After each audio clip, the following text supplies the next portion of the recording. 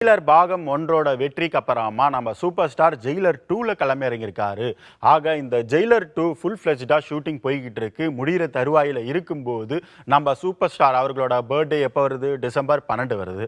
December 12ஆம் தேதி இந்த ஜெயிலர் 2 படத்துக்கான அப்டேட்டை சூப்பரா ஒரு கிளிம்ஸோட கொடுக்கணும் அப்படின்னு இந்த படத்தோட இயக்குனரான நெல்சன் அவர்கள் ஆசைப்பட்டிருக்காங்க.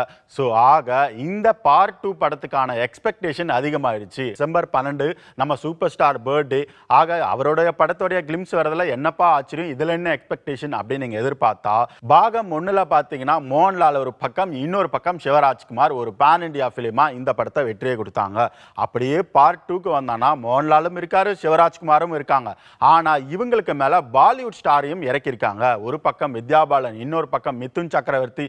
அட விடுங்கப்பா, நம்ம தமிழ்ல ஒரு சூப்பரான ஹீரோ இருக்காரு, அவர் தான் எஸ்.ஜே. சூர்யா.